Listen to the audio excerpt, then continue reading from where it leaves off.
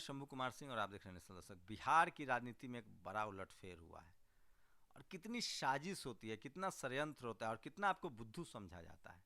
सोचिए, आरएलएसपी अलग लड़ेगी, एमआईएम अलग लड़ेगा, पप्पू यादव अलग लड़ेंगे। अब चिराग पासवान, वो सब तो समझ में आता है। चिराग पासवान ने एक नया पैंतरा खेला। वो कह रहे हैं कि वो एनडीए से अलग चुनाव लड़ेंगे, गठबंधन में नहीं लड़ेंगे, लेकिन बीजेपी के खिलाफ कैंडिडेट नहीं देंगे, जेडीयू के खिलाफ कैंडिडेट देंगे। अब सोचना पड़ेगा बिहार के एससी एसटी ओबीसी माइनॉरिटी को कि आपके हाथ के पास से भी जाएगा और पैर के पास से भी जाएगा। मतलब कि एक एक दलित नेता जो है वो पहली बार बिहार में पिछले 30 सालों में किसी एससी एसटी ओबीसी माइनॉरिटी को मुख्यमंत्री नहीं बनने देना चाहता है। अब तो नीतीश कुमार भी मुख्यमंत्री नहीं रहेंगे। और क्या ये बीजेपी की चाल आप नहीं समझेंगे? आप लोग तय कीजिए, कौन लोग एससी एसटी एक्ट का विरोध कर रहे थे, कौन लोग एससी एसटी एक्ट के खिलाफ हैं, उनकी जाति क्या है, उनकी विचारधारा क्या है, कौन लोग हैं जो प्राइवेटाइजेशन को बढ़ावा दे रहे हैं, कौन लोग हैं जो सरकारी नौकरियों को ख़त्म कर रहे हैं, कौन लोग हैं जो निजीकरण के पक्ष में हैं, कौन लोग हैं जो सरकारी रेल बेच रहे हैं, बिहार के लोग नौकरी करने वाले, कौन लोग थे जिन्होंने आपको गुजरात से भगाया था, कौन लोग हैं जिनके समर्थक आपको महाराष्ट्र से भगा रहे थे। शिवसेना उन्हीं के अलायंस में थी, गुजरात उन्हीं का है। कौन मध्य प्रदेश का जो कहता है कि सिर्फ मध्य प्रदेश वालों को नौकरी मिलेगी? क्या मजाक बना दिया है। बिहार के सोशल जस्टिस की धरती है वो कहते हैं बिहार में लोग उड़ती चिड़िया को हल्दी लगाते हैं। राजनीतिक रूप से वोकल स्टेट है, उसने दिशा दी है, पॉलिटिकल दिशा दी। वहाँ से एक नेता हुए हैं।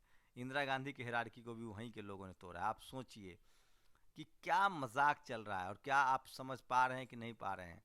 क्या लालू यादव से पहले, जब सोचिए कर्पूरी ठाकुर के साथ क्या होता था जब वो गैर सवर्ण मुख्यमंत्री हुआ करते थे, उसके बाद लालू यादव आते हैं, हम जैसे लोगों को बोलने की आवाज़ देते हैं, ताकत देते हैं। किस तरह से मीडिया के द्वारा उनको बदनाम किया गया, आज जेल में है वो, लेकिन उन्होंने कभी समझौता नहीं किया। समझना पड़ेगा इस देश बिहार के एससी एसटी ओबीसी और माइनॉरिटी को कि आपका आरक्षण कैसे सुरक्षित रहेगा, आपकी नौकरियां कैसे सुरक्षित रहेगी, आपको जाति के नाम पर कौन लोग प्रताड़ित करते थे और कौन लोग आपको नीच और अछूत कहते हैं, नीच जात का कहते हैं। सोचिए, चिराग पासवान कौन सा राजनीति कर रहे हैं। वो शेड्यूल कास्ट के लोगों को समझना पड़ेगा। और अब साफ है कि अगर एससी एसटी ओबीसी माइनॉरिटी अगर एकजुट नहीं होता है और बिहार में अगर बीजेपी आती है, तो आप यूपी, मध्य प्रदेश और तमाम ऐसे राज्यों की स्थिति देख लीजिए।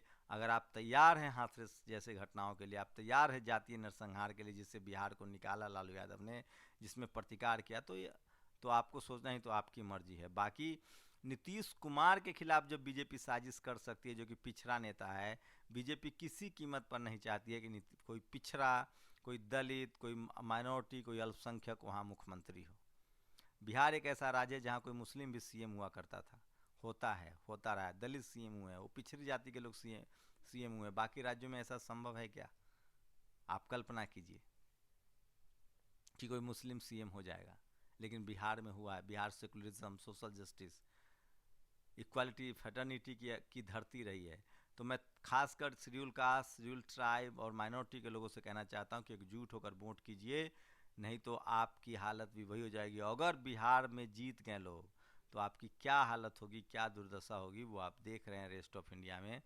जो लोग प्राइवेटाइजेशन कर रहे हैं, जो निजीकरण कर रहे हैं, जो लोग एससी एसटी एक्ट का विरोध करते हैं, जो लोग पिछड़े को आरक्षण 27% आरक्षण का विरोध करते हैं, वो जो प्रधानमंत्री देश को बेच रहा है, जो निजीकरण कर रहा है, जो आपको नौकरियां नहीं दे रहा है, बेरोजगार रख रहा है, जो आपको जाति और धर्म के नाम पर लड़ा रहा है, क्या कहेंगे आप? ये पॉलिटिक्स है।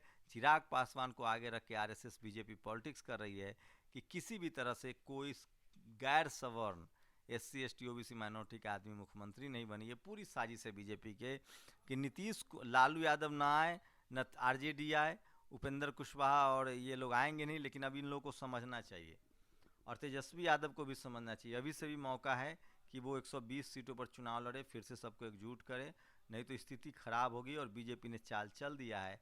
चिराग पासवान के कंधे पे रख के बंदूक चलाई जा रही है और नतीजा ये होगा कि अब ओबीसी के कोई मुख्यमंत्री नहीं बन पाएगा, नीतीश भी नहीं बन पाएंगे। तो ओबीसी के लोग, खासकर पिछड़ी जाति के लोग हैं, वो उनको सोचना पड़ेगा कि उनका भला बीजेपी से है या उनका भला आरजेडी से होगा, क्योंकि नीतीश जी को तो चक्कर में बांध दिया गया है। सोचिए, और दलित समाज को सोचना है कि क्या वो बीजेपी को वोट देंगे और नीतीश कुमार को वोट नहीं देंगे, तेजस्वी को वोट नहीं देंगे। इससे अच्छा है कि कम से कम ये मौका ही नहीं दिया जाए और आप कोई पिछड़े दल को मजबूत कीजिए, चाहे वो नीतीश कुमार हो चाहे वो आरजेडी हो। अगर बीजेपी जीतती है और नीतीश की पार्टी हारती है तो बीजेपी का सीएम होगा, अगर आरजेडी हार जाती है तो भी बीजेपी का सीएम। इससे अच्छा है कि एक तरफ चढ़ के वोट कीजिए, बीजेपी अलायंस को ख़त्म कीजिए। नहीं तो आपको आरक्षण बचाना है, नौकरी बचानी है, सामाजिक सौहार्द बचाना है तो आपको एक तरफ वोट करना होगा। और ये खासकर पिछड़ी जाति के लोगों को समझना पड़ेगा कि बीजेपी किस तरह से चुनाव में दलित कार्ड के जरिए चिराग पासवान के कंधे पर बंदूक रखकर, काश आज रामविलास जी अगर बाहर होते तो शायद वो ऐसा नहीं होने देते, क्योंकि उन्होंने सोशल जस्टिस को समझा है, उन्होंने सोशल जस्टिस को जिया है। और 27% ओबीसी को आरक्षण लागू करवाने में उनका बड़ा योगदान था सोशल जस्टिस मंत्री के तौर पे। चिराग पासवान का इस्तेमाल किया जा रहा है। अब पिछड़ा समाज को सोचना है कि वो बीजेपी के साथ जाएगा या आरजेडी के साथ जाएगा। नीतीश जी के पास कोई चारा नहीं है, देखते हैं क्या होता है। लेकिन एक बात तो तय है कि जिस तरह से उन्होंने आरजेडी के साथ विश्वासघात किया था, बीजेपी अब उनके साथ वही खेल खेल रही है।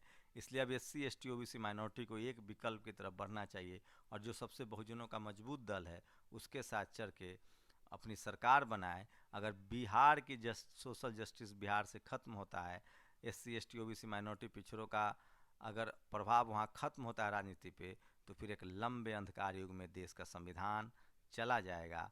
और जातीय हिंसा जिस तरह से यूपी में है, बिहार में भी आपको झेलना पड़ेगा, जिससे बड़ी मुश्किल से लालू यादव और नीतीश कुमार दोनों निकाल के लाए थे। आपकी क्या प्रतिक्रिया, अपनी प्रतिक्रिया जरूर दीजिए। क्या बिहार में 30 साल बाद कोई सवर्ण सीएम बनने वाला है, और क्या बीजेपी की सरकार आएगी, और क्या चिराग पासवान का इस्तेमाल हो रहा है, और शेड्यूल कास्ट के लोग अब क्या करेंगे? क्या एससी एसटी एक्ट ख़त्म करने वाले, आरक्षण ख़त्म करने वाले बीजेपी को वोट देंगे चिराग के कहने पर? आप लोग की क्या प्रतिक्रिया, अपनी प्रतिक्रिया जरूर दीजिए। शुक्रिया। नेशनल दस्तक की आपसे गुजारिश है कि अगर इसको बचाना चाहते हैं तो नेशनल दस्तक को सब्सक्राइब करने के लिए रेड कलर के सब्सक्राइब बटन को दबाएं, फिर बेल आइकन की घंटी दबाएं। नेशनल दस्तक को बचाने के लिए बहुत ज़रूरी है कि हर खबर को शेयर करें, लाइक करें, कमेंट जरूर करें।